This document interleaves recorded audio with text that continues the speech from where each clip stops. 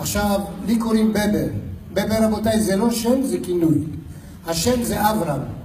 עכשיו, כשמתקשרים לפלאפון אומרים בבר, אני יודע שזה עבודה, חברים, משפחה, אבל שאומרים לי אברהם, מזונות, הוצאה לפועל. לפני חודש קמתי מוקדם, הנעתי את האוטו, אני בא לנסוע על הבוקר.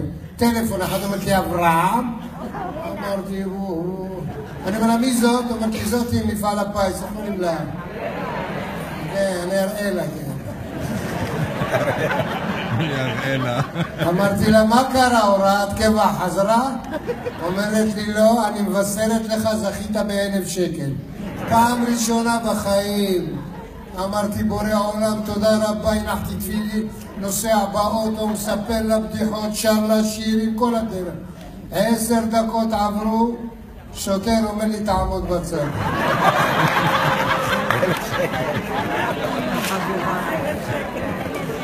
אמרתי לו, מה קרה? אומר לי, דיברת בפלאפון, זה 1,000 שקל קנס.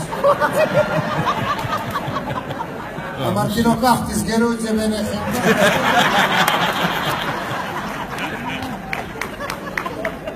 לא למחוא כפיים, בסוף נעשה במרוכז. גם כשנולדתי, לא היה לי מזל. אני נולדתי למשפחה מרוקאית, אנחנו 10 ילדים. המרוקאים אוהבים לעשות הרבה ילדים, אולי אחד יצא מוצלח. ואני נולדתי האחרון.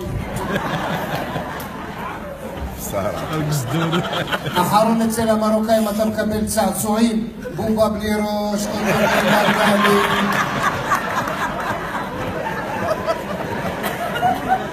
בחורף לא היה איפה לשים אותי לישון, לא היה מקום, היו שמים אותי על הפלטה. הייתי גם בבוקר עם ביצים חומות, נשבע.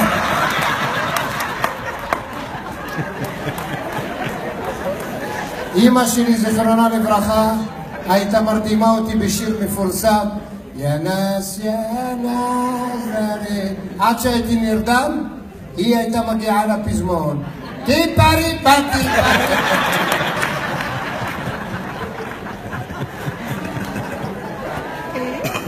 ואז בגיל 13 החליטו לעשות לי בר מצווה. היום אתה עושה לילד בר מצווה, מה אתה נותן לו מתנה? טיול מסביב לעולם. אותי לקחו מסביב לבית כנסת. השכן ממול עשו לו בר מצווה, קנו לו אופניים. אמרתי לאמא שלי, גם אני רוצה אופניים. אמרה לי, עוד חודש תגנוב לו אותה.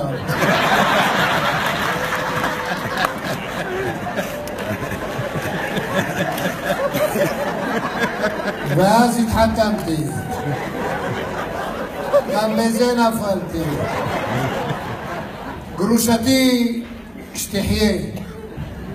עוד קצת. היא חצי תימניה וחצי בן אדם.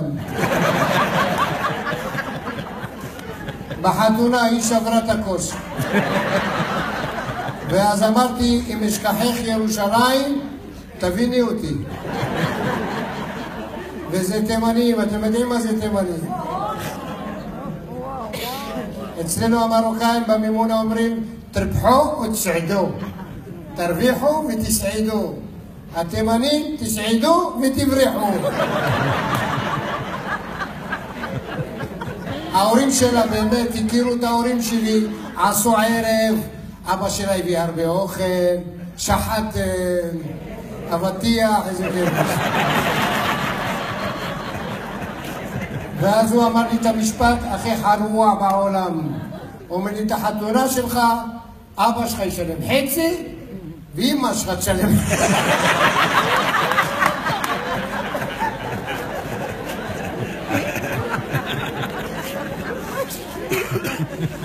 מה גברת? אין כמו התימנים. אין, אני אוהב תימנים גברת.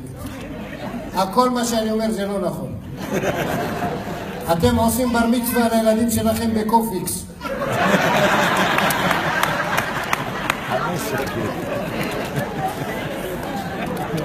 אני אוהב תימנים, אני הייתי נשוי תימניה. 18 שנה גברת. אני עברתי שואה. אני המרוקאי היחידי שמקבל פיצוי מגרמניה. אשתי אומרת לי, אתה קיבלת אותי מהשמיים. אמרתי, איפה כיפת ברזל? איפה?